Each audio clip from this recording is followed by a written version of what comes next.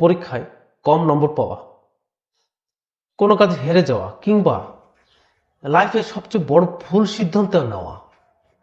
আমরা মনে করি কি এখানেই বোধ হয় আমাদের জীবনের শেষ। কিন্তু সত্যটা কি জানেন? ভুল করা কোনো অপরাধ নয়। পৃথিবীর বিখ্যাত বৈজ্ঞানিক আলফা এডিসন যখন বৈদ্যুতিক বাল্ব আবিষ্কার করেছিলেন তখন তিনি হাজারো বার ব্যর্থ হয়েছিলেন।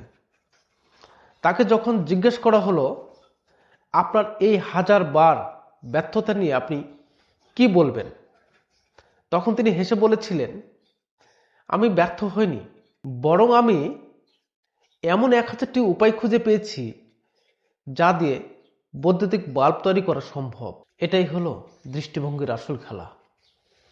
আপনি নিজের ভুলগুলোকে আফসোস হিসেবে নিতে পারেন, কিংবা আবার সফল হওয়ারও একটা নতুন অভিজ্ঞতা হিসেবে নিতে পারেন।